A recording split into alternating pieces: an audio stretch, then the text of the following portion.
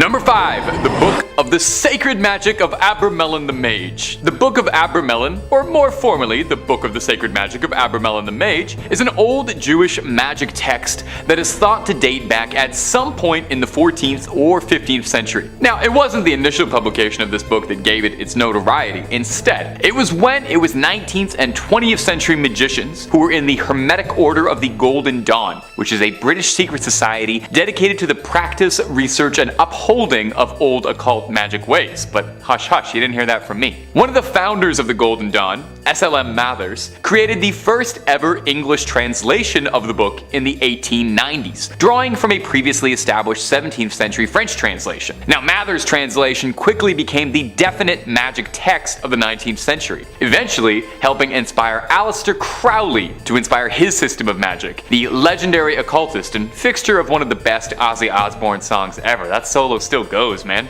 Now, there's all kinds of spells and magic inside this text. Some real highlights include spells on how to conjure somebody and turn them into a donkey, how to summon a monkey to do your bidding, that sounds great, and how to bring forth spirits to fetch you goods. The big key point in this text, however, is an epic, multi-month spanning ritual that, if performed correctly, will allow the sorcerer to commune with their own guardian angel. The book theorizes that everyone has a guardian angel and that they are another part of their essence, a spiritual other half of yourself. The ritual involves, I don't know how to say this politely. You have to, well, they say you have to get blissfully intimate with your other half. Once the honeymoon period is over, the caster then has to summon up and conquer unredeemed spirits of the infernal regions of hell to conquer them. And then they'll be able to master the spirit domain. That sounds like a lot of irredeemed spirits. I hope my angel might help out a little bit with that. This all sounds very complicated, so all things considered, maybe it's for the best that this one's locked away. Seems like heavy reading, not before bedtime. And if you're looking for more true tales of terror, fake frightening fribs, cursed relics, ancient evils, aliens, cryptids, conspiracies, ghouls, goblins, and pretty much everything spooky you can think of, Top 5 Scary is the place to be. Stay subscribed, but way more importantly, stay scary. Okay, let's keep going. Whole lot more video to get through. Number 4. Book of Soiga. The Book of Soiga, also known by a more complicated name, the Alderia Siva Soiga Vocor, is an occult text that hails back from the 15th century. I'm pretty sure just saying that name out loud in front of the camera, I probably caused a curse on the office, so I'm sorry about that. This text would have been lost to time, just another forgotten cursed manuscript, if it weren't for the obsessive efforts of John Dee, a 16th century polymath who had his hands in just about every field of study. Polymath is a fancy word for a guy who studies just about everything, and Dee practiced chemistry, physics, astronomy, and also the occult. You know, there's always more to learn, right? Mr. Dee was particularly interested in contacting angels to learn the secrets of the universe. And this book contains a litany of recipes for magic spells and all sorts of writings on demonology and astrology, but most importantly, and what caught Mr. Dee's attention, is that the book is said to include the names and genealogies of all of heaven's angels. Dee believed that the book contained an ancient divine message written in a language spoken to by Adam, the true unspoiled word of God. That's a pretty big statement. Now, much like the Voynich manuscript, which I'll mention a little later in the video, so put a pin in that for now, it had 36 cryptic tables that remained undeciphered for centuries. Dee attempted at one point to crack the code with the help of a mystic who convinced Dee that he could channel the angels for him. Dee allegedly was so desperate to unlock the contents of this book that when his mystic told him it was part of the ritual that he be allowed a night with John Dee's wife, he agreed. That's the oldest trick in the book, man. The old "I'll let you talk to angels if I can go out with your wife" gamble. Ugh, can't believe you fell for it. Dee's wife would end up birthing a son, Theodore Dee, the fatherhood of which was disputed, to say the least. John Dee was never able to crack the code in his lifetime and decipher the Book of Soiga, and perhaps for the best, as it was said he was warned that man was never meant to uncover those secrets, and that knowledge would end his life. The book is now said to reside in the British Library, although digital copies are available. Read it at your own risk, and if somebody says they can translate it for you, just make sure you really read everything on the fine print in the contract before you sign that, okay? Just looking out for you. Number 3, the Grand Grimoire. That is so fun to say. say. This next entry has been nicknamed the Gospel of Satan. So if you're looking for an indication as to whether or not this book is, evil, there you go. They had to put that on a sticker, put it on the cover right next to the Oprah's Book Club recommendation. This book is said to have originally been written by a man possessed by the devil sometime in the 16th century. It's an infamous occult text and is said to contain dark incantations, spells and rituals, tools on how to force demons to do one's bidding, and even some instructions for a little necromancy 101 for fledgling dead raisers. It's not all brimstone and hellfire though. There are also reports on how to make pacts with spirits for personal gain, rituals to win the lottery, talk to ghosts, make yourself invisible, and even adorably, how to win love. Never heard of a demon working to help someone fall in love. Now all that sounds cool, definitely. I know I would love to have like a little skeleton minion who could help me with chores, maybe be like my little buddy. I love playing a necromancer in Skyrim, but these things don't really work out if you don't know what you're doing. Take a look at Full Metal Alchemist, that didn't work, they didn't know what they were doing. Even opening this book is considered equivalent to selling your soul to the devil. Soon as you crack the spine, it's like signing the contract. Because of the book's nefarious reputation, the original copy of the manuscript has been sealed away inside the Vatican's secret archives, and not currently available to the public. So I don't think whatever they're listing on Amazon as the Grand Grimoire for $10 is the real Grand Grimoire. Number 2, the Voynich manuscript. The Voynich manuscript has got to be one of my favorite stories of a mysterious manuscript ever. I guess that's why I put it at number 2. Unlike a lot of entries on this list, it's actually very easy to come across a digital copy of the Voynich manuscript. It's available to read online. The only trouble is reading it honestly probably won't do you a lick of good, since it's written in a language no one has ever heard of and there's no record of it ever having existed. Yale University has the entire thing up and available online if you're feeling confident enough that you can take a crack at it and feel like banging your head against a brick wall for a few hours. The book is a handwritten, hand-illustrated codex of 240 pages of pure mystery, featuring gorgeous illustrations and typography, and what the book is about is your guess is as good as mine, honestly. Carbon dating suggests that it stems from the 15th century, and analysis of the style of the text and illustrations within suggests that it could have been penned during the Italian Renaissance. But just about every single aspect of this thing is shrouded in mystery. We don't even know what it's truthfully called. The Voynich manuscript is the name it was given after the initial owner, Wilfrid Voynich, purchased it in 1912 and brought it to public attention for the first time. Sorry, not the first owner, I'm sure several other people owned it before him. As such, the language inside the book is occasionally referred to as Voynichese. Now some pages are missing, lost to time completely, and the pages we do have are just a puzzle. Some are foldable sheets of various sizes, some pages have wondrously drawn diagrams or illustrations showing things like plants, some fictional, some real, and astrological symbols, drawings of people. Over the years, there have been several efforts to try and decode and document the book and figure out just what it is. A prevailing theory, admittedly a boring one, is that it's a guide to botany written in a mysterious script, a forgotten language, an uncrackable code, an incredibly convoluted hoax. Of course, with any good mystery, there are some wild theories. Some say the Voynich manuscript could be written from an extraterrestrial gifted to humanity, or written in demonic script perhaps, or that biblical language that we were mentioning in the book Gigas a few points ago. Like I said, it's available online, so I leave this up to you. If you manage to crack it, let us know down below in the comments. We're all clamoring for it. And number 1, the Codex Gigas. When it comes to cursed and demonic books, the Codex Gigas is one of the biggest ones around. Like, literally. Codex Gigas translates to giant book, which isn't exactly a scary name. When you see the size of this behemoth, it starts to make a little bit more sense. This thing is massive.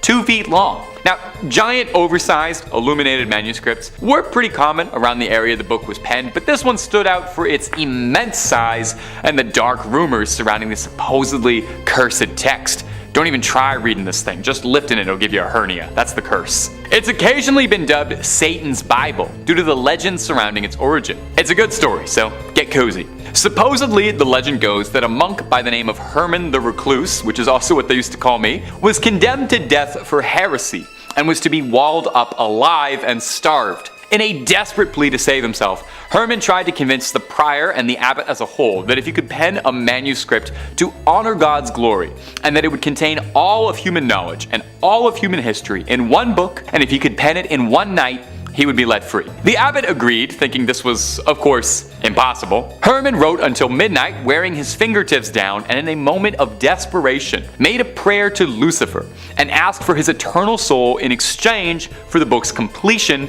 in order to repent for his sins. I totally get it. You know, I gotta be honest, I have done some pretty nutso stuff trying to make sure my scripts get in time for deadline. Haven't quite sold my soul to the devil yet. I usually just rail Red Bulls, but I'd probably make a similar deal under a similar deadline. Now, I don't want to poke any holes in Herman's logic here, but I will say maybe selling your soul to the devil is part of the reason you got into this mess in the first place, because that does sound a little bit like heresy, but it's not my place to judge. I'm not an archdeacon. A variation of the legend states that Herman worked for years on the manuscript, day and night, but still was unable to complete it in his lifetime and asked for the devil's assistance. Anyway, no matter the story, the legend states that Satan signed the Bible with a particularly terrifying illustration of himself. I mean, take a look at it, it's horrifying looking. The book contains a birth of information. Like they said, it was supposed to be everything humanity had attained up to that point in one big book. These days, the Codex Gigas is preserved in the Natural Museum in Sweden, where you can admire the penmanship of Herman the Recluse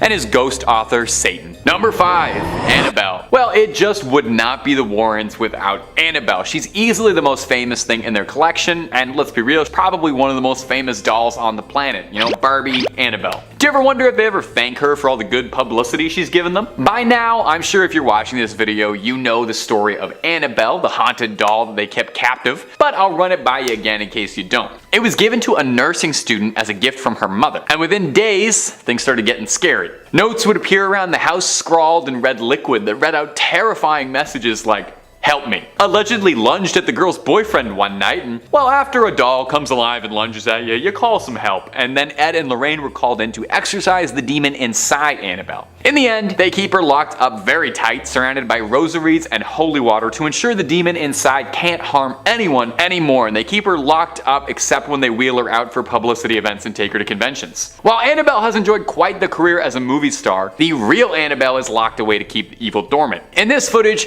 we're treated to some up close and personal glamour shots of Annabelle in the flesh, or stuffing, I guess, locked tight in her cage. The footage comes from Tony Spera, the son-in-law of Ed and Lorraine Warren, who's going to get mentioned a whole heck of a lot in this video. He takes us on a brief tour of the museum, getting a real up close to it. Even through a YouTube screen, you can feel some evil radiating off this doll. Now sadly, if you're a big Warren superfan and you want to go check out the museum, unfortunately it's closed right now, but they are hoping to reopen it. So one day Annabelle can get back to scaring her fans in person like she always has. When I said before that they take her out to conventions, that wasn't just me being snarky, it's real. She just recently was at the Warrens Paracon, the convention dedicated to supernatural hunters of the paranormal. You can line up, take a photo with Annabelle. I'm not sure if I'd take a selfie with her though. I don't know. It might look good on a Tinder profile, maybe? I'm not sure. And if you're looking for way more Ed and Lorraine content, true tales of terror, fake fibs of frauds, cryptids, ghosts, ghouls, goblins, aliens, pretty much anything scary under the sun and above it, well, you already know Top 5 Scary is the place for that. Make sure you stay subscribed. Please ring that little bell to the side so you get all of our videos when they upload. But do that at the end of this video, okay? Because I got 4 more pieces of Ed and Lorraine footage coming up for you right now, baby. Number 4, the museum tour. Now, if you wanted to go to the world's foremost collection of haunted relics and cursed objects, there's probably no storeroom full of curses more than the legendary collection of the Warrens' Haunted Museum of Souvenirs. Now, like I said just a second ago, the museum is currently closed as of the writing of this video, but they are trying to reopen soon. You know, cross your fingers. But in the meantime, you can take a digital tour, as this footage posted by the Warren's son-in-law, Tony Spera, shows Mr. Warren giving a guided tour of some of the more unique haunted artifacts resting in the Connecticut garage. Now, the full video, definitely worth a watch if you're a big fan of the Warrens, since it's as close as you'll be able to get to walking around the museum these days. It's a full half-hour long of old Ed going into grand detail and recounting some stories about some of their more notable and famous cases. Shoutouts include the witch Hannah Crana, an old Connecticut legend, or the Conjuring mirror, which might sound like it has something to do with the movie, but very confusingly refers to a case where someone used this mirror in a ritual to try and summon a demon, a different demon. Ed talks briefly on some of their many cursed dolls and toys, such as a dinosaur from the Devil Made Me Do It case and film, and of course, no visit to the Warrens Museum would exclude Annabelle. She's the star attraction of the place, probably what keeps the lights on for so long. She's shown under a tight lock and key, and Ed goes over the history of how they brought her in, and he touches briefly on the containment protocol for her, how she has to always be locked up in a storage box behind glass, surrounded by rosary beads and doused in holy water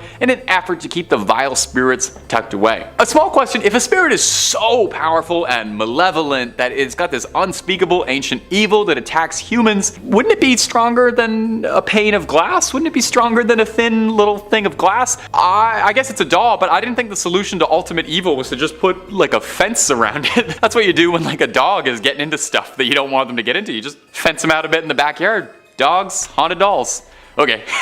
Number 3, the Shadow Doll. And coming in at the number 3 spot for today is going to be this footage of the Shadow Doll. When you first enter the Warrens Haunted Museum, be it digitally or physically, one of the first things you'll see is this frightening little doll, affectionately dubbed the Shadow Doll. The Shadow Doll, that's fun to say. It's made of bird feathers and real human teeth. Lovely, those are some of my favorite ingredients. Now, it's currently owned by Tony Spera. He offers a bit of insight into the doll's history, saying it was originally acquired at an antique shop where it was sold with the owners of the shop completely oblivious to the doll's cursed energy. I don't buy that at all. What do you mean oblivious to the doll's cursed energy? Somebody came to you and sold you a doll made of bird feathers and human teeth, and your first instinct wasn't to douse the thing in holy water and kerosene for good measure? I know pawn shops ain't exactly the classiest place around, but you gotta have some standards, right? You gotta be able to recognize evil. There are very few dolls with human teeth that aren't evil. Spera claims the doll has an insidious curse inside it. Oh, wait, no, sorry. The Warrens weren't insidious. Anyway, the curse says that if you take a photograph of the doll, and when it develops,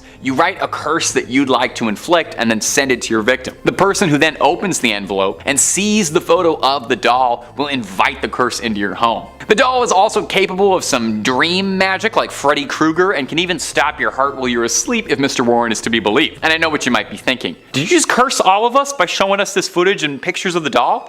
No, of course not. I toss a salt circle around the camera before I film anything just to make sure no residual curses pass through the internet. I will say though, I have heard some pretty credible rumors that you're more susceptible to be cursed if you don't like, comment, and subscribe after watching a video, so I honestly would say on the safe side of things, you should do that. And on another side note, having done a lot of research on the pair of these two, I cannot stress how many haunted dolls and toys these people had. They had like the world's scariest Toys R Us in their backyard. Number 2, Scotland City under the city. Now, the Warrens' investigations didn't just take them on cross-country road trips to the United States. The Warrens visited a ghost in almost every state they claim, and then some. The Warrens' quest saw them traveling all over the globe in an effort to uncover truth and combat evil wherever it was found. In this recently uncovered footage, we can see a unique perspective from Lorraine digging underground in the secret vaults beneath Edinburgh. Under the ground is a series of large, cavernous vaults that were once used as a storage space for merchants, but when abandoned became home to Edinburgh's poorest,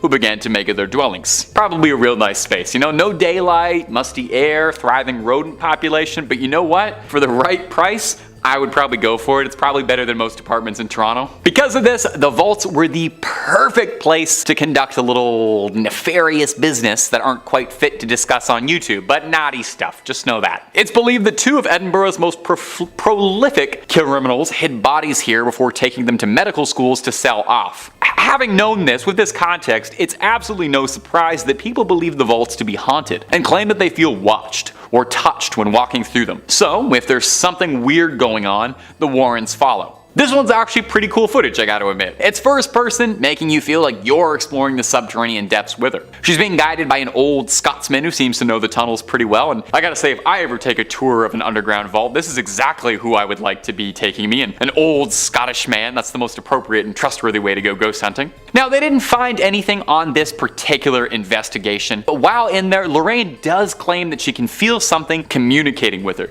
Could it be spirits from long ago reaching out to Lorraine Warren, who claimed she had an extrasensory gift? Or maybe it was just kind of cold down there. And number 1, an exorcism. To some, the ultimate dream would be getting to ride up in the front seat with Warrens on one of their cases, getting to experience the paranormal firsthand under the tutelage of those who claim to have battled it their whole lives. It would be like if Obi-Wan Kenobi asked you if you want to go on an adventure with him. It'd be awesome. Well, hey, some people, they get to live their dreams every day. Like me, my dream was to stand in front of a camera and endlessly talk about ghosts and goblins, and it really is just the best. But a YouTuber by the name of Haley Reese got to live her dream when she met Tony Spera, the husband of Judy Warren, the daughter of the family, and Lorraine Warren, a bit before she passed away. She got blessed with a look into some never-before-seen footage of the pair of demonologists conducting fieldwork, namely an exorcism. Now, the person in the video has been blurred out to protect their safety, as, you know, it's one thing to be possessed by a demon, but doxing, whole other. We see Lorraine and Tony both fiercely conducting an exorcism, locked in spiritual warfare against a demonic force. We can hear Tony asking for the demon's name repeatedly, not because he's a friendly guy trying to make conversation, but because in order to properly drive a demon out of a host,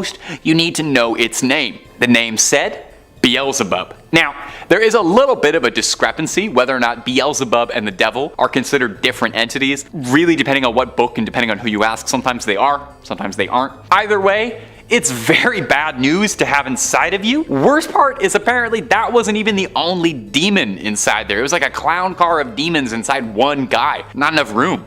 Luckily, the pair was able to get all of the demons outside of them and banish them away. Does anyone wonder, does it leave like a weird taste in your mouth after you've had demonic possession? I feel like there's an aftertaste, you know? I definitely feel like I would need to brush my teeth afterwards, I think. Number 5, the White Lady Ghost. Among the Warrens' storied career of demonology was a peculiar case involving a local Connecticut legend, the White Lady Ghost of Union Cemetery. Whoosh, that's a doozy of a title. Can you just shorten that down? Just like a Union Cemetery ghost? There you go, 3 words. Anyway, Union Cemetery dates back 400 years, and it's said to have been haunted by this one notable ghost in particular. Now, exactly where she came from, nobody's quite sure, you know? Nobody's got an exact date and time. Some speculate that she's a woman who lost a child in childbirth and hasn't been able to move on to the afterlife and still seeks out her child. Others speculate that she's a ghost of a victim who was dumped into a sinkhole near the cemetery and is unable to move on while the crime goes unpunished. The fact that we don't even know her name, I'm sure that's probably bothering her somewhat too. The only things anyone can agree on is that those who say they've seen her claim that she's dressed in a bright white nightgown and has her head and face concealed with a white bonnet. A particularly good ghost story says that in the late 90s, a firefighter responding to a call nearby to the cemetery said that a woman in a white dress jumped in front of the truck and landed behind him. When he leapt out of the vehicle, there was no body on the ground but a dent in the hood. So naturally, such a popular ghost would have to catch the attention of Connecticut locals Ed and Lorraine Warren, and this rare footage is Ed filming the cemetery looking for proof of the White Lady. We'll play some of it for you now, and you can try and make out what's happening. It won't be the easiest. Ed Warren claims you can see the ghost walking behind in the shadows and turning to look at him. Now, Ed Warren said that this evidence was so important it had to be locked away to be studied by the New England Society of Paranormal Research, but not to burst anyone's bubbles, it kind of looks to me like they locked it away because it's not really that impressive. You let me know if you could see what they were trying to get me to see, because personally I just see some blurry lights in a dark graveyard. But maybe I'm not opening my third eye enough. If you're looking for more ghost videos, stories of the Warrens, hauntings, possessions, exorcisms, and a whole lot more, Top 5 Scary has all of that and then some. So click through, please subscribe, please ring that little bell so you don't miss a single one of our videos, but do that at the end of this video, okay? Because I got 4 more Ed and Lorraine Warren stories coming up for you right now. Number 4, Ed Warren invoking a spirit on camera. Coming up next is this video uploaded by Tony Spera, the Warrens' son-in-law, on his personal YouTube channel. If you're a fan of the Warrens and you're not already, I would recommend subscribing to Tony Spera. He puts all sorts of Warren related clips up on the channel and it's fun. Now, it's hard to say much about this particular video because it was uploaded without a whole lot of context. The video doesn't really mention a date, a location, or a case, or anything else like that. It's a bit troublesome because the Warrens have said to have worked on hundreds of cases over the years, so this could be any one of them, or maybe it's just one of the lesser, less exciting cases that got pushed to the side. They can't all get made into movies, Now, in the video, we can see Ed filming what looks like a fairly normal 70s living room, although the room is definitely haunted. You can tell right away from that liminal yellow wallpaper color.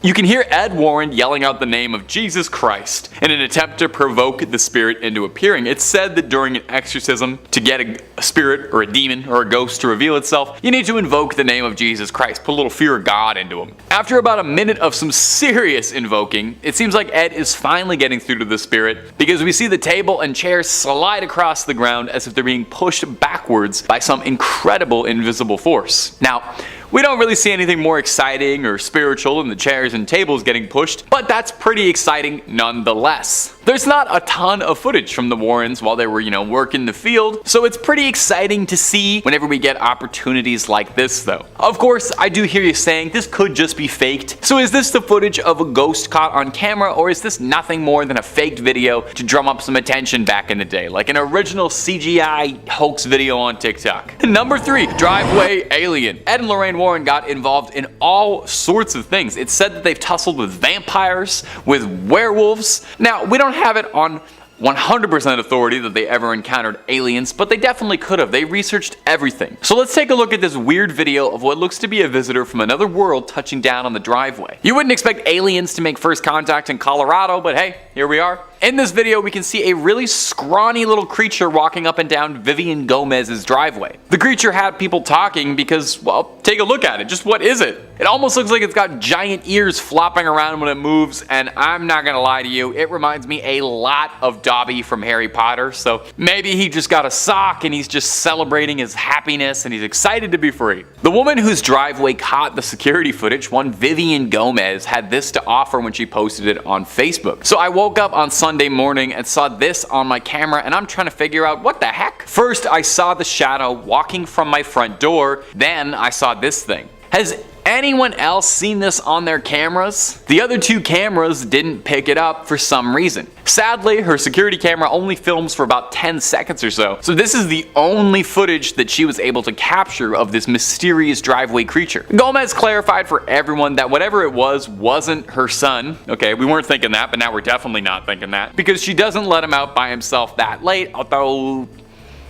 that opens up a lot of questions. She saw something strange running around her driveway at night and considered the possibility that that might be her son. Like I said, I'm pretty sure the most likely possibility is that this is a freed house elf excited for the future, or a very confused alien. Could be an alien that just touched down. Maybe a Terminator traveling through time. That's why it looked naked. Gang, you let me know what you think what this mystery monster could have been down below. Number 2, Jarin. Coming up next is a clip out of India that went viral last year and captured the attention of paranormal enthusiasts, alien hunters, and skeptics alike. I like when you can get everybody all in together and like that. You see something weird on camera, we're like, is this an alien? Is this a ghost? Is this a demon? I'm not sure, but let's all take a look at it. A strange humanoid-like figure was spotted walking across the road in India, confusing everybody. Whatever it was filmed walking alone steadily on a bridge at night in Jharkhand in eastern India, staggering around through the night. Now the thing looks human, and my brain initially is like, yeah, that's a human. But the more you look at it, the more you start to wonder if maybe, just maybe, this might have crawled out of something. This creature is gangly, and it has these long arms and long pale white skin and very skinny, and it looks like something out of Silent Hill. Motorcyclists were swerving out of the way of this figure, which stops and stares at them for a bit before continuing to stroll onwards. Now naturally, this got people talking, because it's not every day you see a terrifying pale figure like that. More than a few people suggested that it could be an alien walking around the streets at night, explaining why it seems so confused. Others suggested that it could be a ghost, which would be pretty spooky. I would say it does seem like it's physically present. It seems like it's physically on the road, so I'm not 100% that it's a ghost. And finally, there's the realists, who have suggested that this could just be someone who had a long night and is lost and on all the substances right now, just trying to get a good night's sleep. As far as I know, no one has cracked this case, certainly not Ed and Lorraine Warren, so we may never have a satisfying answer. And number 1, the Buddhist exorcism. It wasn't just the United States where Ed and Lorraine Warren worked on their cases. If there was a call for it, the Warrens would do their best to answer. Plus, I don't know, I feel like if you only hunt ghosts in one country, then you're missing out on just so many good demons and ghosts out there. If you're a fan of the channel, and I hope you are, then you know by now just how many amazing, interesting regional monsters, myths, and cryptids there are all over the world. You could spend your whole life battling demons, but have you ever gone toe-to-toe with an Oni or a yokai, something like that? Well, maybe that's why the Warrens decided to take a trip out to Japan in the early 2000s. Maybe they wanted a vacation and a change of pace, or maybe they were looking to challenge themselves. They set out to Japan to investigate these allegedly haunted tunnels, where a number of people were reported to have died in. Ed was a World War II Navy veteran and had spent a lot of time around Japan and was fascinated in their culture and the things that he had seen while stationed there. Of course, hardly a vacation, because while they were there, they were asked to participate in a Buddhist exorcism of a young woman named Teresa who'd become the unwilling host to a litany of demons. They were aided by a group of Buddhists during the exorcism, which is probably a change of pace from their usual ordained Catholic ministers. In the clip, we can hear Lorraine doing her level best to try and cast the evil out of the young girl's body. The clip is a bit hard to watch, and that's coming from someone who watches ghost videos literally every single day of his life. You're watching someone writhe around screaming in what looks like agony.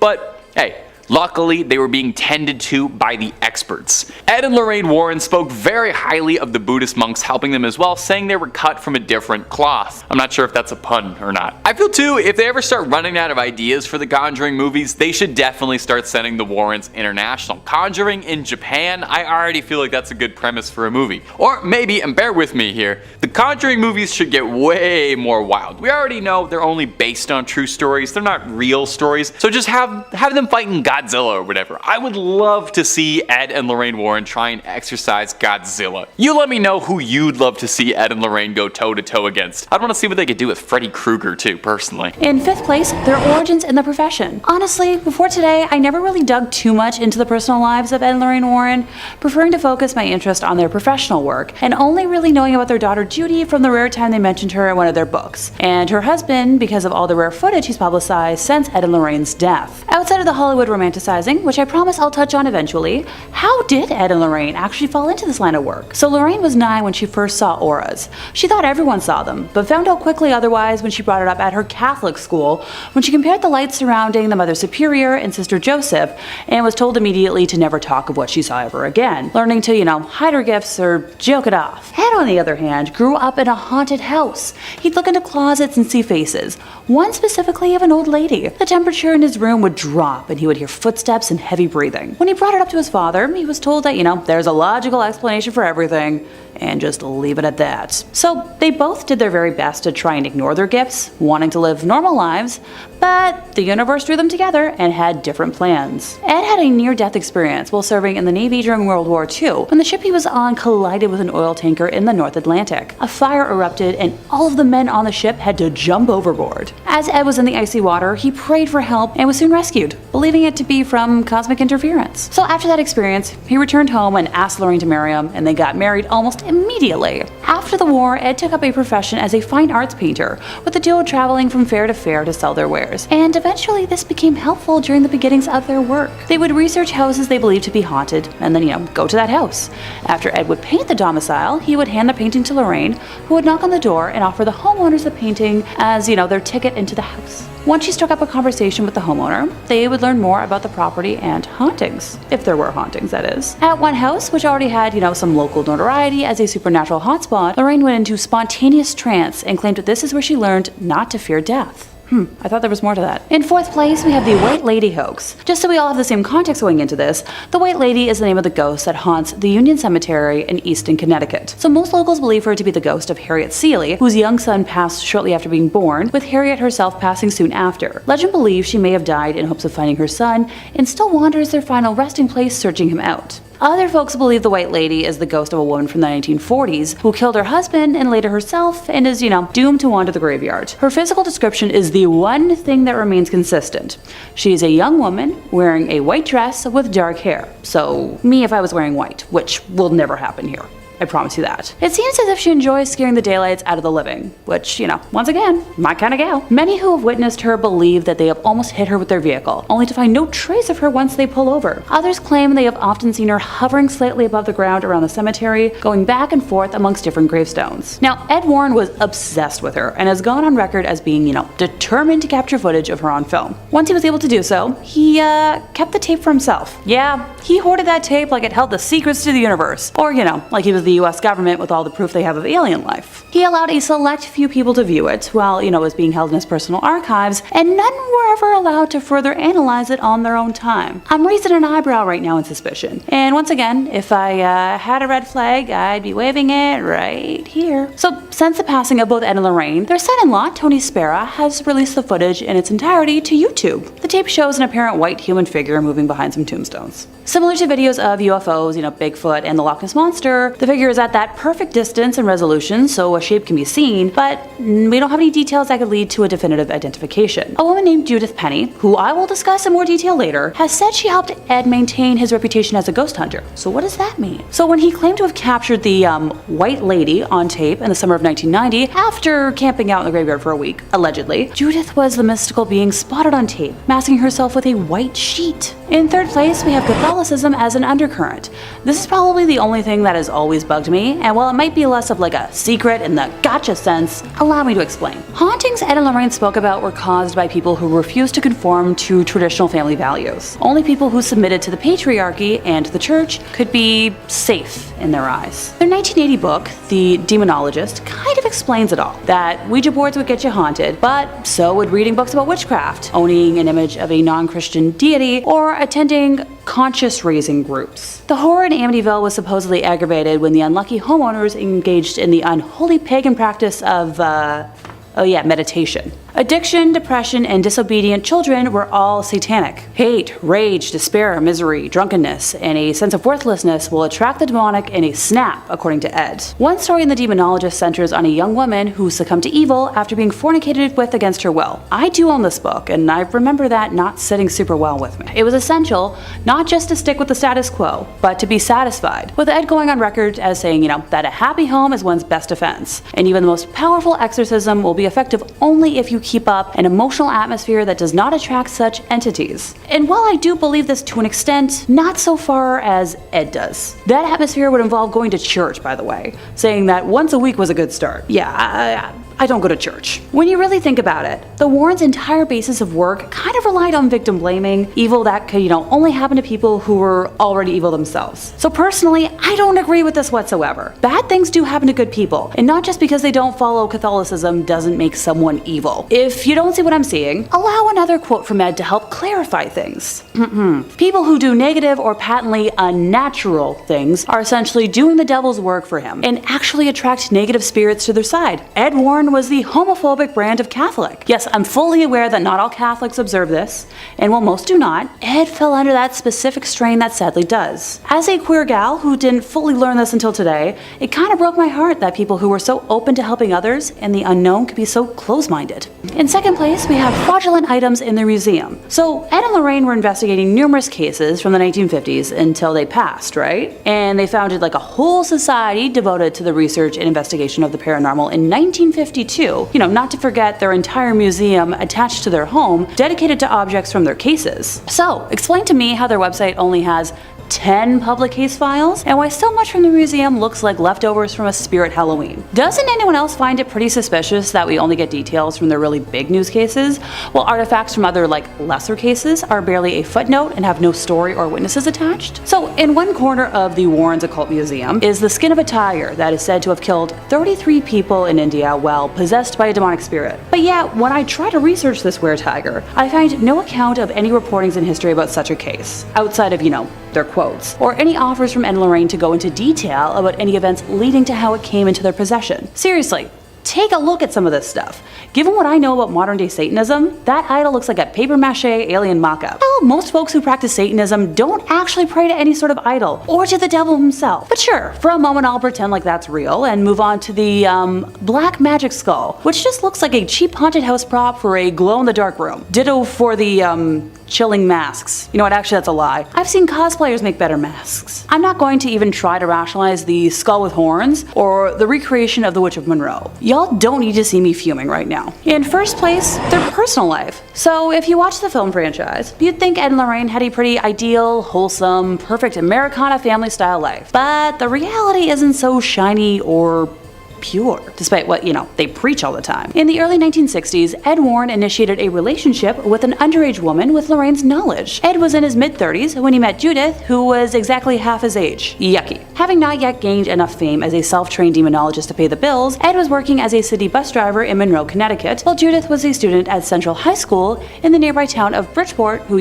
conveniently rode his bus route. The two began an amorous relationship, according to a legal declaration from Judith in November of 2014. Heck, by 1963, she had moved into the Warrens' home, and for the next 40 years, she had a sexual relationship with Ed with Lorraine's knowledge. That same year, Judith was arrested after someone reported her relationship with Ed to local police, because, busybodies everywhere. And she spent a night in the North End prison in Bridgeport, while police tried to persuade her to sign a statement admitting to the affair. After she refused to cooperate, she was ordered by the court to report to a delinquent youth office for the next month. So, Ed, being the great guy he was, picked her up from school every week and drove her to the mandated meetings. Judith claimed that Ed told her many times that she was the love of his life. The Warrens explained her presence in the home as a niece or a poor girl who they had taken in out of charity and who helped them with office tasks. And she was mentioned in a lot of their books as being, like their secretary, most notably in The Demonologist, which I've already quoted a couple times today. What do you know? I own a copy. In May of 1978, while in her 30s, Judith became pregnant with Ed's child, and Lorraine persuaded her to have an abortion because the birth of a child could become public and any scandal could ruin the Warrens' business. Now, if that wasn't awful enough, Judith has also claimed that Ed was, on occasion, physically offensive to Lorraine. Judith described one night in particular where she saw Ed slap Lorraine so hard she lost consciousness. Early on, she said, she witnessed him backhand his wife. While it might be easy to dismiss all these claims as, hooey, or someone trying to make something out of nothing, there is an interesting element from Lorraine that kind of proves this to be true. So when Lorraine signed on to consult on the Conjuring movies, she got a contract that states that the movies will not feature negative information about the Warrens, mentioning specifically intercourse with minors, youngling bad videos, anything to do with woman of the night, or sexual violence. Kind of weird to have to spell that out if you don't have anything to worry about. Now, this is where I was wondering, well, where was the daughter in all this? Judy is still very much alive. What does she have to say about it? She spent most of her years living with her grandma and not her parents, claiming that it was because her parents were always traveling, so it was the easier and safer option. Her parents told her that they took Judith Penny in so she could have a place to stay and watch their house. But their daughter could have helped watch the house if she lived with them. Just saying. Number 4. The brick from Borley Rectory. A brick? Okay, you're running out of ideas and it's only number 4. Well, bear with me, okay? It's not just the brick, it's the story behind the brick. And besides, a brick is actually pretty scary on its own. Doesn't even need to be haunted. Just imagine it being thrown into a window. Bam, very scary. Anyway, this particular cursed brick comes to us from Borley Rectory, one of the most haunted houses in the United Kingdom, and I gotta say, possibly one of the worst named buildings in the country. Borley Rectory sounds like a horrible medical infection. Borley Rectory could be its own video based on all the alleged hauntings and stories that have taken place in its hallowed walls. Since the 18th century, it's been home to all sorts of reported hauntings. It checks off all the usual requirements for a haunted domicile. To name a few, unexplained footsteps, ghostly apparitions, bells ringing without reason, whispers of a headless monk that would wander the halls, horse-drawn carriages being commandeered by a headless horseman, seeing shadows, and one ghastly nun who just maybe served as the inspiration for the nun from the film The Nun. There is a lot going on at this haunted building. So, naturally, it's a great spot for two famed demonologists, and sometime in the 1970s, Ed and Lorraine Warren ventured out to the UK to investigate the Borley Rectory and see if maybe they could put a plug in some of this. Upon entering, Lorraine declared almost immediately that she could feel the presence of a nun's spirit. So the pair took some photographs, and after developing the photographs, lo and behold was the ghostly apparition of a nun in the corner. Now obviously the story of the film is much different, and in the film The Nun, the Warrens only really appear for a Thanos-style cameo at the end, but you never know, this could very well have been the inspiration for that character. The brick serves as a souvenir and a reminder of one more haunting in their storied logbook. Number 3, the Satanic Idol and the human skull. No way. No way a satanic idol and a human skull are haunted. No way. The skull was given to the Warrens, apparently as a gift, and I sincerely hope they kept the gift receipts for that one, because it's not the kind of thing I'd like, but they probably loved it. Now, the satanic idol is a slightly different story. The tall, slender, bizarre idol doesn't immediately scream Satan or satanic, but all you need to do is take a single look at it to be unnerved. It's definitely not the kind of thing you'd ever want to be face to face with, or I don't know, see in a scary clearing in the woods. And yet for one lonesome hunter, that's exactly what happened. Apparently, the idol and the skull with it were taken from the woods nearby the Warren estate by a local hunter who had found them both. The hunter claims that he was approached by a man in mysterious black garb who ushered him away. Obviously, a little shaken and stirred by such a bizarre experience, went to the only people he thought he could trust with something like this, and he took the idol to the Warrens for safekeeping. Now, after he brought it to them, Lorraine Warren fell deeply ill almost immediately after bringing the idol into their home, with no one able to correctly diagnose what was happening to her. Ed believed that his family was being targeted for welcoming the idol into their home. You'd think that a pair of story demonologists like this would have seen this coming, but you know, we all make mistakes. Lorraine recovered, obviously, and although no details emerged on how she did or what they did to purify and cleanse the idol, we can assume most likely it was probably blessed, exorcised, and doused in holy water of some kind. Otherwise, it wouldn't be fit to sit amongst their treasures. It now rests inside the museum, alongside all their other haunted relics, patiently waiting for Hollywood, where I've heard it's very open to hearing offers for a 3-picture deal and some spin-offs if that's on the table. Number 2, the organ. Now, one of the more mysterious items inside the museum is this big grand organ. Get your mind out of the gutter. It's a musical instrument, like a church organ. The church organ was recovered after authorities seized a haunted house in Connecticut. Having close ties to the Warrens, the authorities asked if there was anything they might like to retrieve from the site. The house burned down mysteriously not even days after the organ was removed. Ed Warren, lover of all things haunted and a good bargain, had a great interest in this organ, and keeping of his self-imposed duty of controlling haunted objects, took it upon himself to take it home. Obviously this thing was cursed, obviously. Ed Warren would say that he would hear songs being played from it discordantly throughout his home whenever no one was around. And when Ed would venture forth into his office to investigate it, the music would stop as soon as he opened the door. He says this would occur every time he tried to investigate it, happening 3 different times. Eventually, losing sleep over one more haunted relic, Ed Warren contacted a friend at the clergy to come bless it. He would have a priest come by every 2 weeks or so to bless his home and to bless every item in the museum to keep the spirits docile. It begs the question, with this much effort, why even keep cursed items in your home? The organ at least seems benevolent, but Annabelle, the skulls, the satanic idols, why them? Well, Ed and Lorraine believed by keeping these items under supervision, it meant they were safe from outside interference and no one else would be put at risk. The pair feared that if any of the cursed objects were destroyed or damaged, then they could release the spirits back into the world, free to cause more mayhem. This same reason is why, despite the passing of the Warrens, the museum is still kept up and open and maintained. And also so, paranormal ghouls and goblins like us can go check out all this spooky stuff and get some fantastic Instagram stories out of it. Number 1, the Conjuring mirror. Hey, wait a second, there wasn't a particularly notable mirror in the Conjuring. Are you trying to fool me? It was a haunted music box. Well, you're totally right. It was a haunted music box. This is a different thing unrelated to The Conjuring, but related to The Conjuring in the sense that it was owned by Ed and Lorraine. Give it enough time, this might be in one of the movies. Over the years, you've probably heard all sorts of superstitions regarding mirrors. I'm sure you've heard that breaking one is 7 years of bad luck. But there are some who say that mirrors can be used as portals to other worlds, and can be used as the stage for all manner of ritual. It's even been said this is how Nostradamus was able to peer so deep into the future.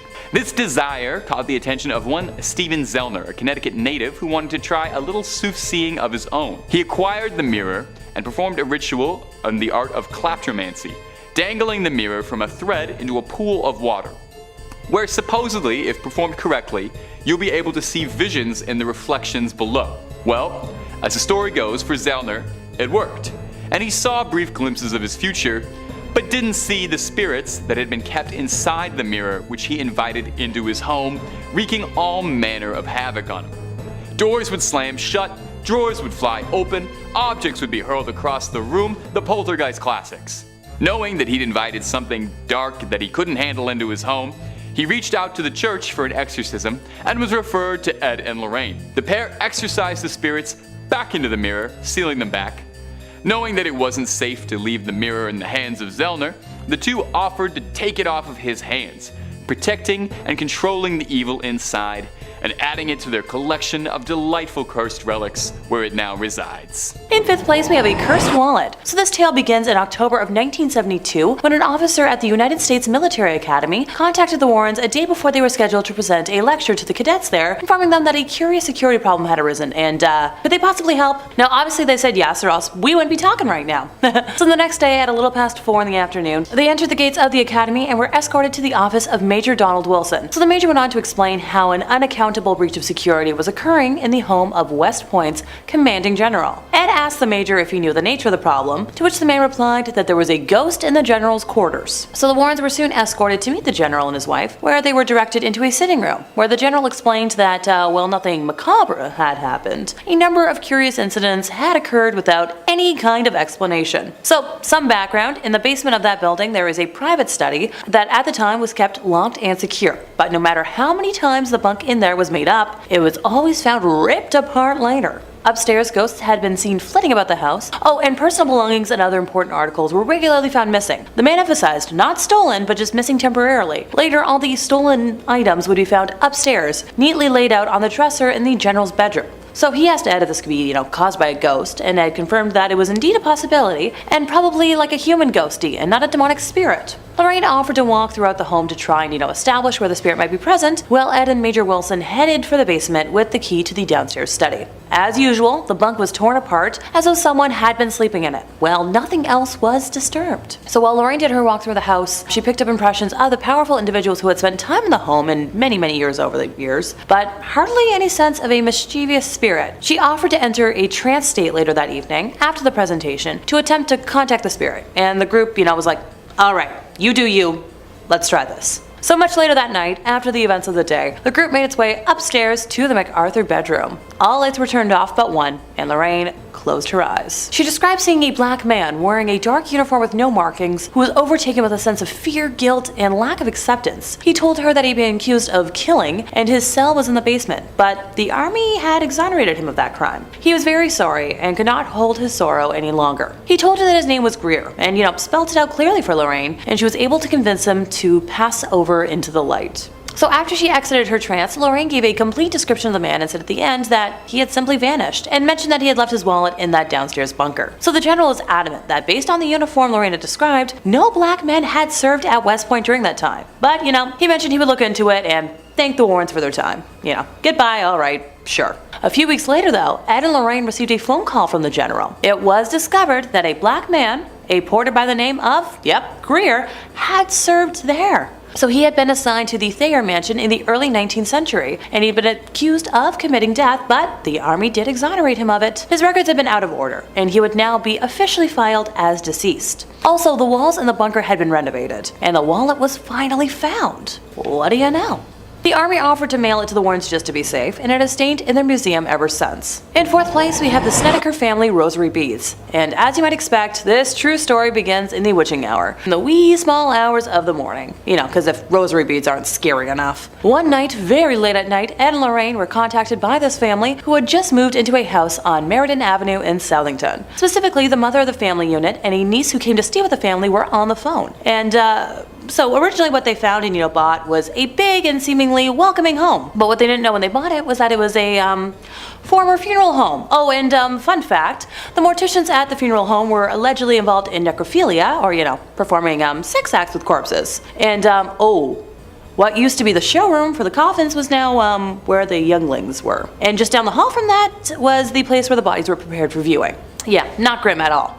So the boys were the first to start talking about things they had seen and experienced, saying they were absolutely terrified, and the parents, chastised them at first for it, but the boys were so scared they started sleeping on the floor in the living room. Among the sounds they would hear were the sound of chains pulling the coffins upstairs, and there were no more coffins in the house. So the woman who called the Warrens were terrified, with the niece in a small bedroom in the back of the house, and the covers on her bed were levitating around her like there was like a fan blowing them around. Lorraine said while the mother was on the phone with her, even more bizarre events started happening. So remember those rosary beads? Yeah, she had them in her hand, and while she was speaking, the beads were actually being pulled apart and falling to the floor. Lorraine and Ed went over the next morning with the family's parish priest, and a blessing the house seemed to do absolutely nothing to calm things down. And that's when the Warrens decided to call the bishop's office. So the church eventually sent an exorcist, which seemed to like sort of do the trick, but not before one last hurrah from whatever the heck was believed to be haunting the house, because you know, demons don't like to give up without a fight. There was this huge tree in front of the house, and half the tree, with no wind, broke off and fell on the property. The family moved the heck out of Dodge a short time later, and Ed and Lorraine kept the rosary beads that had been pulled apart, because if a demonic spirit can touch a Catholic relic, that means it's been infested with something absolutely awful, and they didn't want to risk the beads spreading throughout the world and causing even more damage. Yeah, that makes sense. In third place, we have a long black spike. So what appears to the innocent eye is like nothing but like a fence stake, perhaps left over from a construction project of sorts, actually holds a history of sadness and evildoing. Being the oldest item listed today, its history dates back to its use in like the 1700s. While the name of the witch it belonged to has been lost to time, the spike was originally used in a black mass ritual in an attempt to summon Satan himself to this world. The witch we're speaking of had attempted to curse the stake over the course of her pregnancy, hoping that it would become strong enough to take the soul of her womb in exchange for the devil. During the ritual, she plunged the stake into the flesh as sacrifice, but while it strengthened her relationship with Satan, it did not succeed in bringing him to Earth. The stake was passed down as a family heirloom, bringing a feeling of longing and sadness to any that held it until it was finally acquired by the Warrens. Knowing that the museum is technically closed, I worry if any vandals break in, the damage they could do with something that looks so unassuming, but it's so dangerous.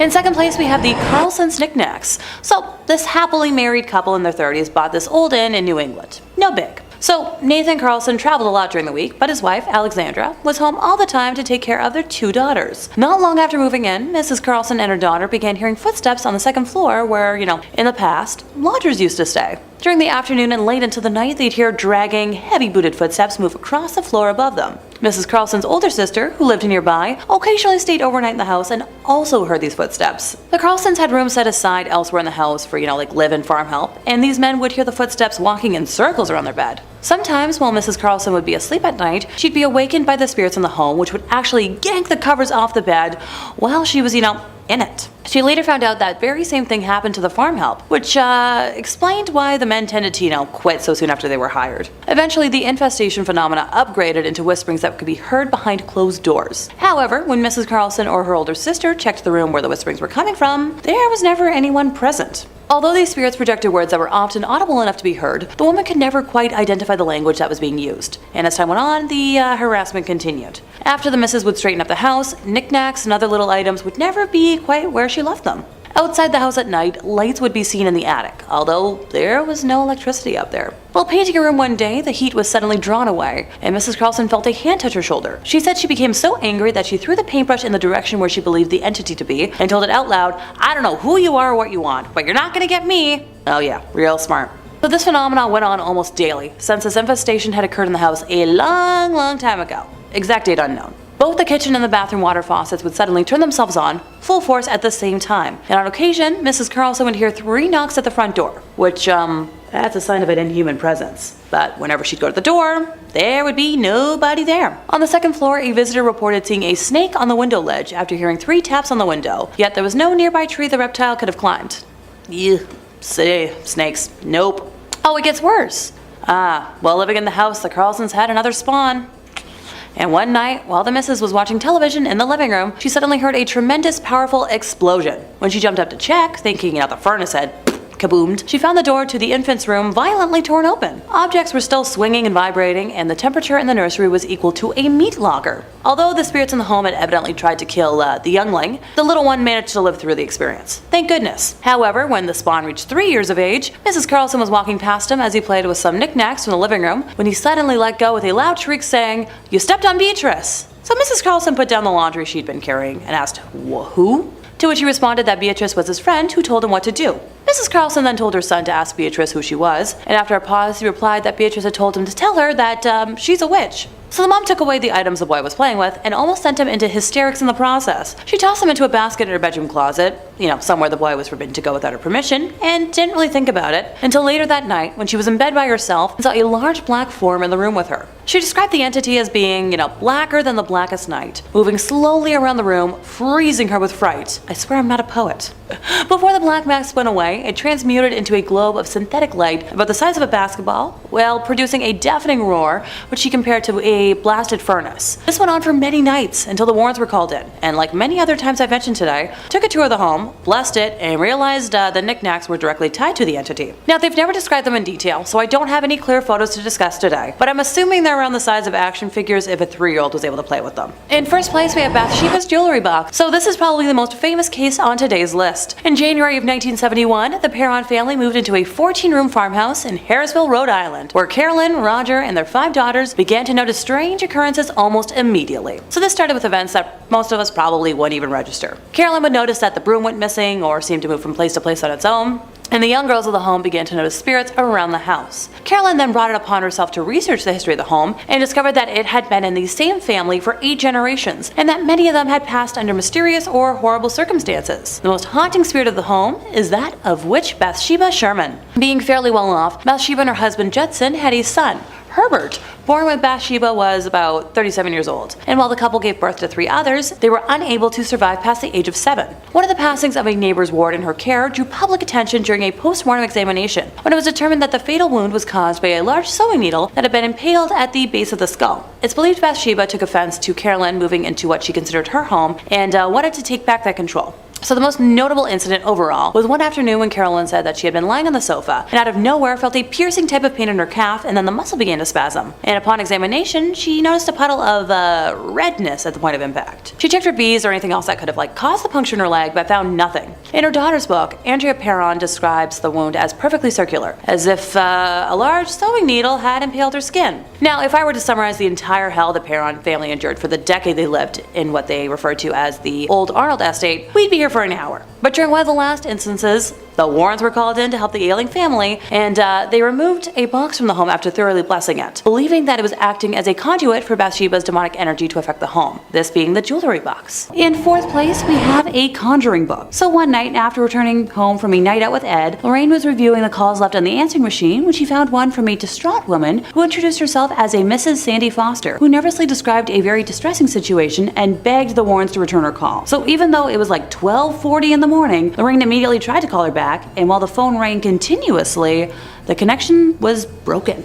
Lorraine tried a few more times, going so far as to contact the phone operator and the operator's supervisor, who ran tests on the phone line and frustratingly didn't find anything weird. The next day, when the Warrens returned home from church, Lorraine immediately phoned the Foster home again. This time, Mrs. Foster answered the phone on the second ring and mentioned that the phone had never rang the night before, and Lorraine made the decision to go pay the Fosters a visit that afternoon. She and Ed arrived at around 2 p.m. and met not only Mrs. Foster and her husband, but also their 3 offspring, Abby, Joel, and Hannah, who had experienced most of the phenomena. Ed arranged his recording gear on a nearby table while Lorraine asked her permission to walk the house, which she was immediately granted. Mrs. Foster brought up that her daughter Meg, the 3 offspring, Abby, Joel, and Meg, who had experienced most of the phenomena. Ed arranged his recording gear on a nearby table while Lorraine asked her permission to walk the house, which she was immediately granted. Mrs. Foster brought up that her daughter Meg had always been interested in the occult and had purchased a book on Conjuring as a gift for Meg, and based off of the description Ed gave of it, I believe it was a copy of the Ars Goetia. Now, Meg admitted to attempting to summon a few of the spirits in the book, but had lost hope because nothing had happened. Ed prompted further, asking for specifics on the experiences that had happened in the last week when only the younglings were home.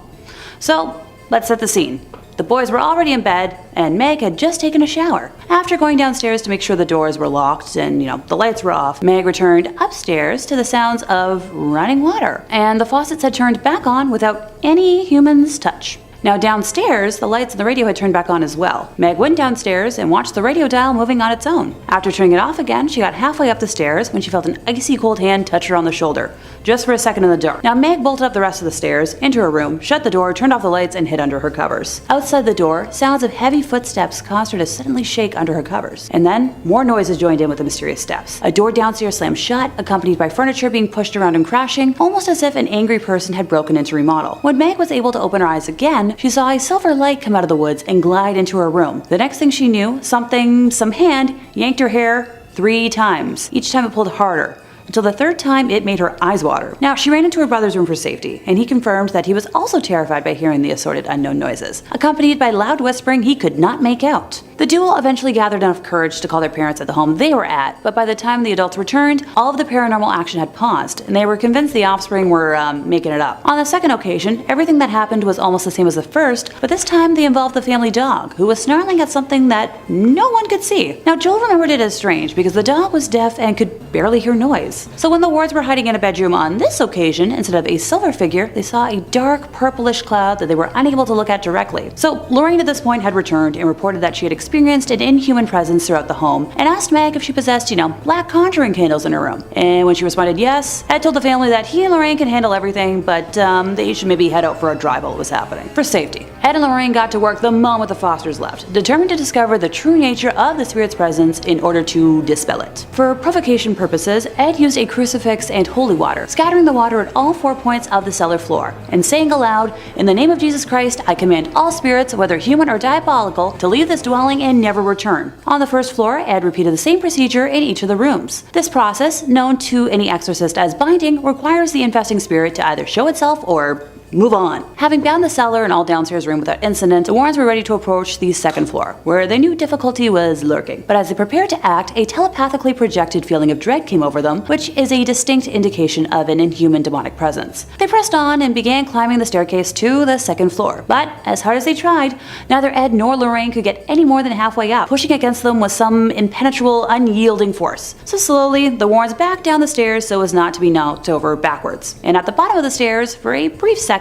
diabolical laughter rang out. So, annoyed, Ed threw more holy water on the stairs, which caused the pressure to diminish enough to let them reach the top. They were able to bind almost all the rooms without incident, saving Meg's for last. Ed swung the door wide open, and he and Lorraine immediately felt the need to take a step back from the horrible sense of misery emanating from the room. With a steely composure, Ed walked into the room, cross in hand. Though no physical presence was there to be seen, the bedroom was freezing cold. One last time, Ed threw holy water in all 4 corners of the room, commanding, "Give us some sign of departure or an exorcism will be conducted here this very day." Almost instantly, the morbid sense of misery began to drain away, and the temperature in the room gradually returned to normal. So Meg's bedroom did contain those black conjuring candles, occult vestments, and books containing the rites for rituals of all sorts. Ed placed the items in the gal's trash basket, set them out in the hallway, and then sealed the room by reading a prescribed prayer of sanctification. He brought them back to his home for safekeeping, and that's one copy of the Ars Goetia I have no need to read. Thank you. See? I've told y'all, don't summon beings! In second place, we have black magic math, which is a concept in theosophy, mysticism, and the paranormal, of a materialized thought form, typically in human form such as an imaginary friend or being that is created through spiritual practice and intense concentration. In simpler English, the masks act as a representation of the practice, which is a form of mysticism that involves creating sentient and autonomous beings separate from oneself. The concept of tulpas and their creation, including the word tulpa, come from a closed Tibetan Buddhist practice,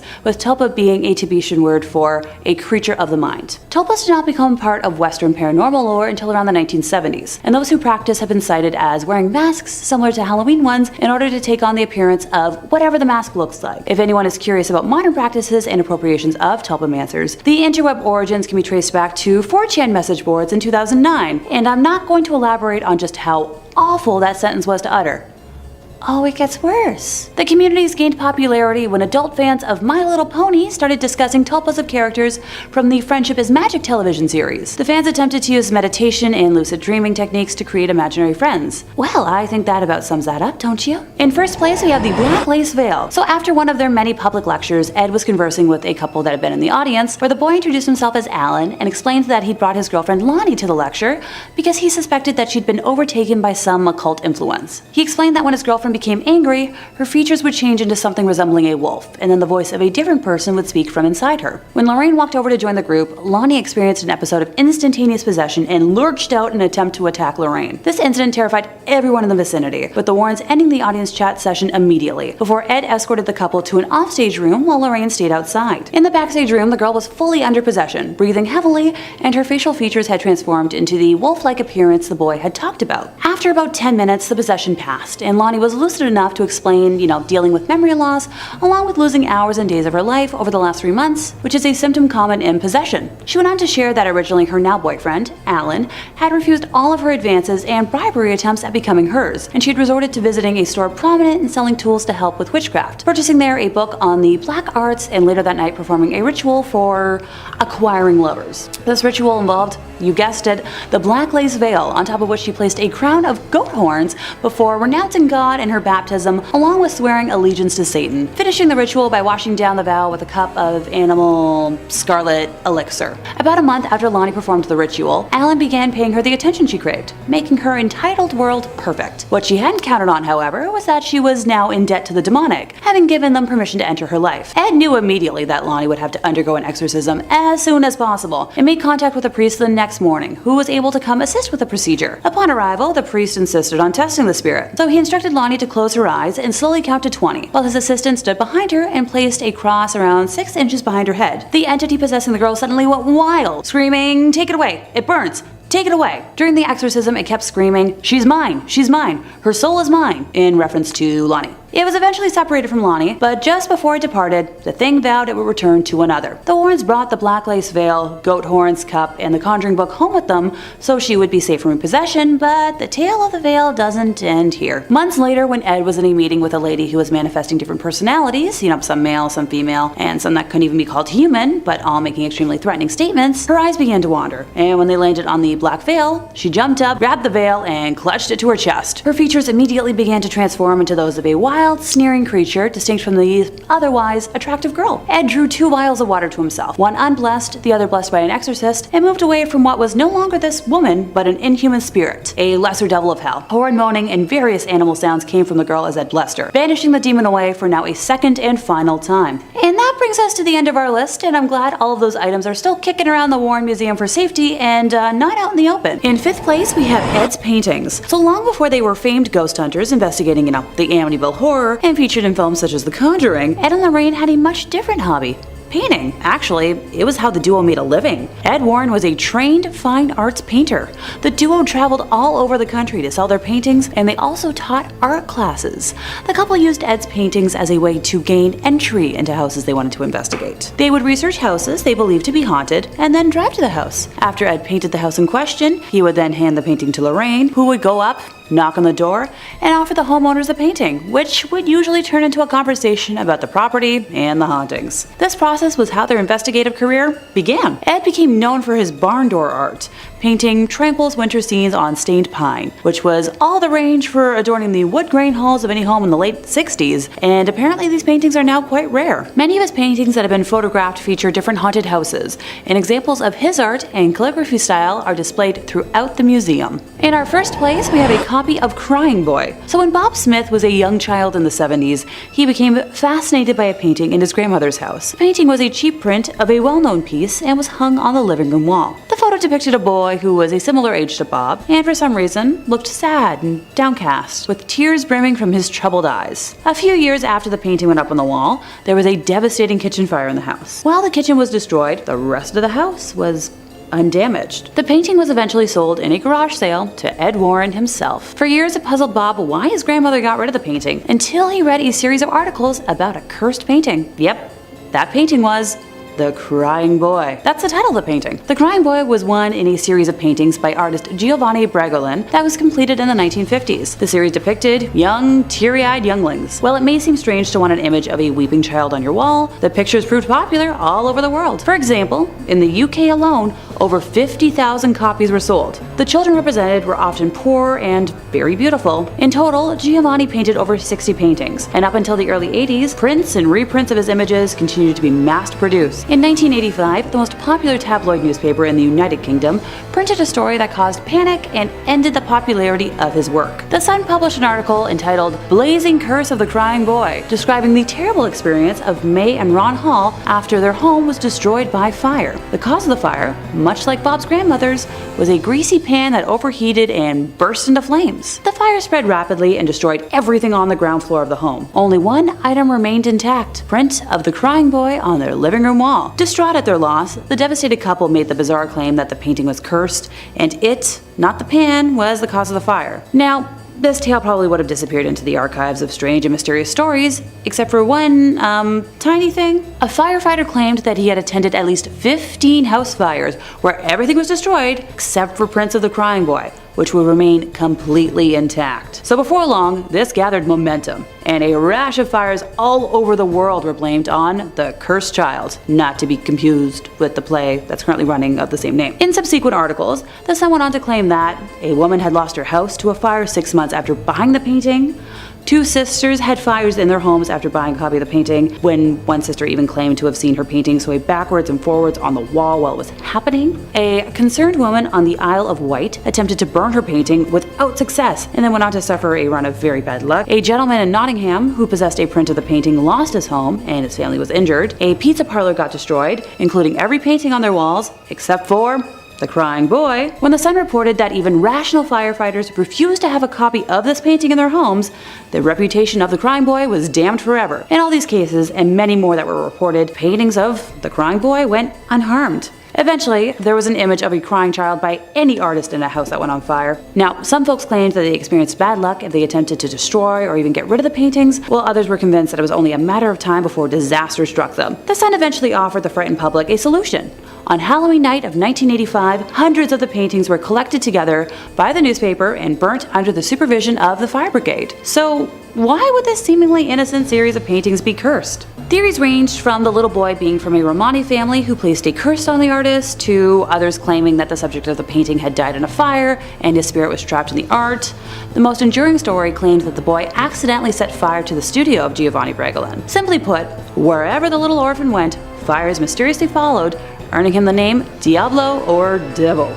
In 5th place, we're starting with a lesser-known artifact from the Warrens' home. What appears to the innocent eye as nothing but a long black spike, perhaps left over from a construction project of sorts, holds a history of sadness and evil doing. Being the oldest item listed today, its history dates back to its use in the 1700s. While the name of the witch it belonged to has been lost to time, the spike was originally used in a black mass ritual, in an attempt to summon Satan himself to this world. The witch we're speaking of had attempted to curse the stake over the course of her pregnancy, hoping that it would become strong enough to take the soul of her womb in exchange for the devil. During the ritual, she plunged the stake into the flesh as sacrifice, but while it strengthened her relationship with Satan, it did not succeed in bringing him to Earth. The stake was passed down as a family heirloom, bringing a feeling of longing and sadness to any that held it, until it was finally acquired by the Warrens. And finally, in 1st place, we have the Ouija board recovered from the Donovan household. 15-year-old Patty Donovan came across the Ouija board and decided to use it to find a friend. From the first yes in response to her queries, Patty was hooked. She spent months falling in love with a spirit she believed to be in love with her, telling it intimacies about her everyday life. After about a year of telling all of her secrets to the board, Patty had become emotionally dependent on the spirit, asking it one night to reveal her future. During the very long session, it laid out a scenario of Patty's life for the next 6 years, providing specific details, right down to the date of the birth of her first child and the fact that she would have a total of 3 children by 1978. All information that would eventually prove true.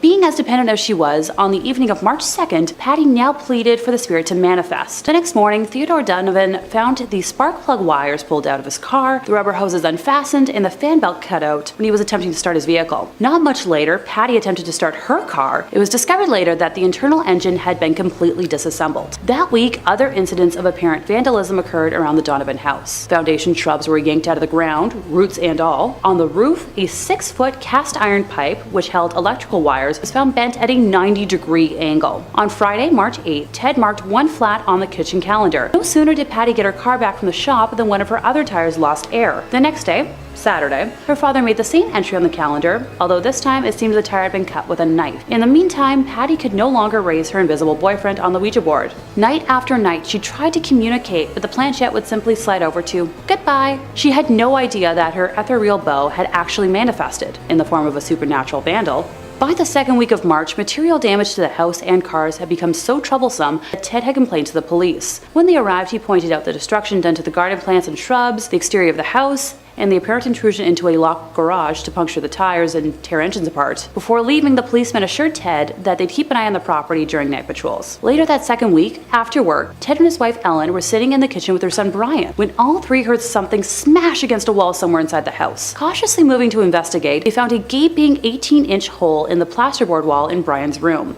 Just as upsetting was the fact that the jagged edges of the plasterboard were pointing inwards, with the blow coming from inside the walls. Listening in the dark that night, Ted heard the sound of a board being pried loose, but after checking the entire house thoroughly, found no loose boards. The house was further plagued by loud noises every night that only escalated in frequency and volume, along with further unexplainable damage to the walls. On April 1st, furniture began to levitate, with a 250-pound dresser flinging its contents while flying erratically. Rocks had also begun to rain from the sky, pelting only the Donovan house, which the police bore witness to. Ted eventually broke down at work and explained the horror of his to his supervisor, who urged him to reach out to the Warrens. Ted instead tried moving his family into a hotel at first, and the spirits followed the family there, destroying the room and making so much noise that the family was thrown out of the hotel and forced to return home. Finally contacting Ed and Lorraine, they arrived in Maine as quickly as they were able to, finding the home in complete disarray. Lorraine said nothing, although at the time she sensed in the home the presence of entities so numerous and threatening that she had to fight with herself to keep from going back outside. After a lengthy tour of the house, Ed and Lorraine conducted an interview with the entire family, where Patty's history with the Ouija board was revealed. The Warrens then contacted the Catholic Church to begin the process for an exorcism to be granted, which sadly took a month. The family experienced many more unexplainable horrors during that time. Oh, let me know in the comments if you'd like me to go through their entire story in another video. After the exorcism took place on May 2nd, the family was finally free of the demonic torment, but left with over $5,000 in damages to their home, which would be over $30,000 in today's money.